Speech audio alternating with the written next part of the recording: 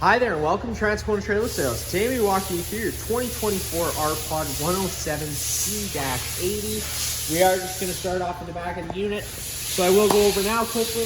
You're going to see the side of this unit. It isn't very big, therefore, if you were to be playing around inside, it can get very tippy, and it could actually, if you get far enough back in the unit, tip right back if you don't have these stabilizer jacks down.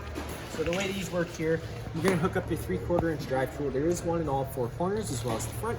Hook up your 3/4 inch drive tool, run this foot down to the ground. Once the foot contacts the ground, just give it another 1/8 turn, snug it up, and it's going to take any bounce or sway you have in the unit right now away. And because the unit is so short, it does provide stability. Like I said, if you're playing around inside and you're not hooked up to your vehicle, just be mindful if you don't have your stabilizer jacks down, there's a chance it could tip back, so just be careful. You do have them here and in the front, they work the same way. They are stabilizing jacks, they're not leveling jacks, so be mindful of that. And if you're using an impact to put them down, up and down, be mindful of how much torque you're putting on them, because you don't want to run the risk of bending anything. You do have a 2-inch receiver out back here. Again, it's really just for a bike rack. You're not going to be wanting to put anything too heavy in there. And then you got these knobs.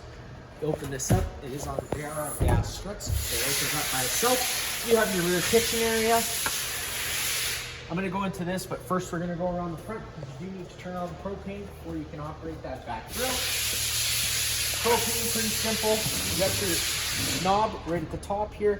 You do have a single propane tank in this unit here. I'm just going to push that knob off, flipping it back. If you look straight down, it's your standard barbecue style propane tank, counterclockwise all the way. Opens up the flow to the unit and you're good to go. Now if the tank were to go empty, getting this cover off is really simple. You got a wing nut right up top here, loosening that guy all the way off, pushing this plastic piece off the bolt. You'd be able to slide this right off, and then you do have another wing nut on the other side that just holds this tank in. You can see that. You also have your 27 RV battery right up front. Tongue jack up front as well, one way up, the other way is down. Now we will go back to the back of the unit. So we can continue on going through your kitchenette. You got your 12-volt mini fridge. Temperature control right here. Obviously 0 is off, 7 is going to be the coldest temperature. Light switch on the back wall. Turning that on does provide lights inside here. You got 2 lights, storage all around. You have a little garden sprayer back here. So if you had water on, you could use that. It just plugs in like right there.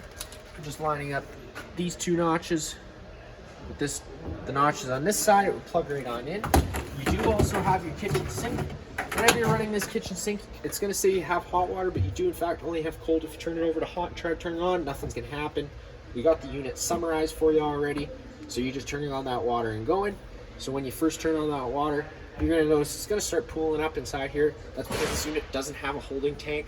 It does just empty straight into this.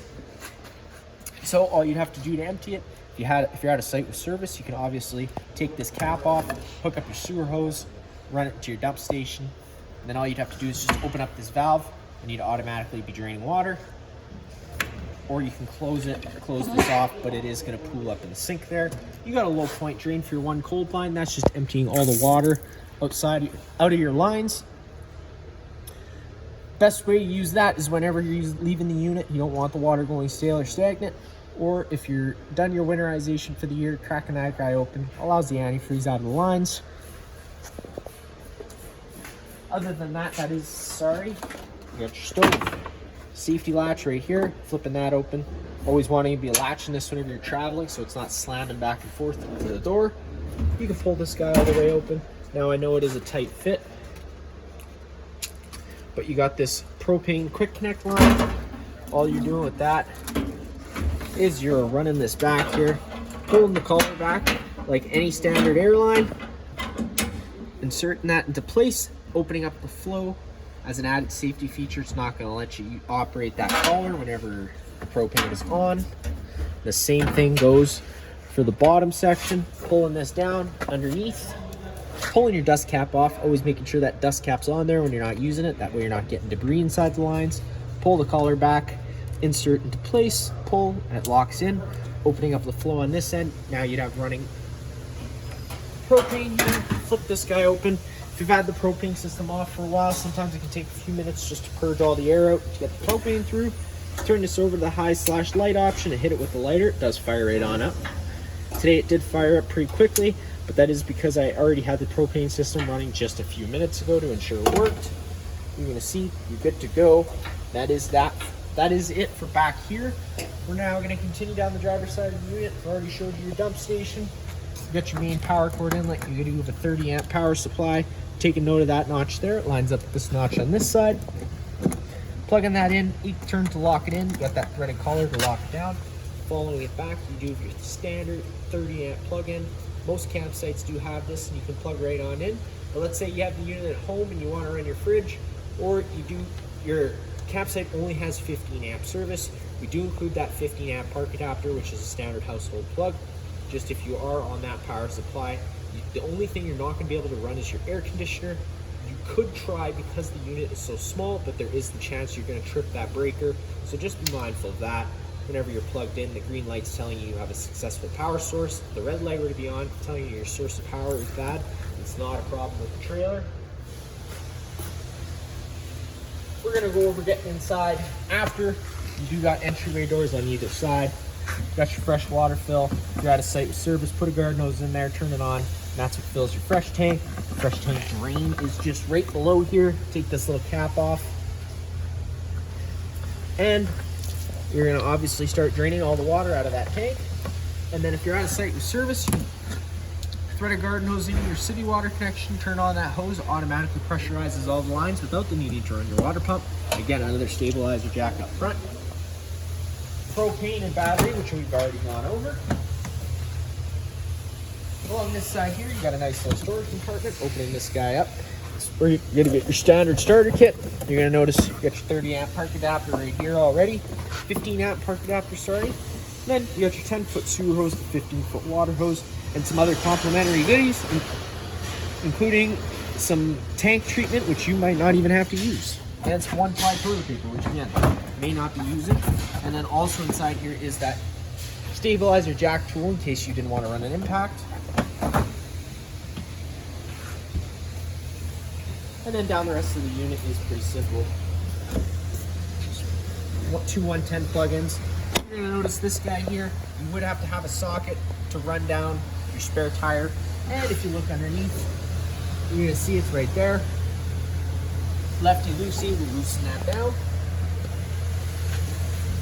Get inside, open up this door. All the lights are on their own center push buttons, so I'll just turn those on for us now. Unfortunately, we've done enough room for both of us to get in here and film. So you got these pads which do act as mattresses, or you can stack them up like that and have it as a chair. You got tables on either side in case you were to have anything you want to put on there.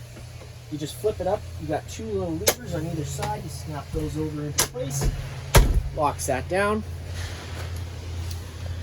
Then on this side of the unit here, you got that fire extinguisher, which is pretty much just like home. Pull the pin and shoot. And because this unit is equipped with propane, you do have an LP detector right here.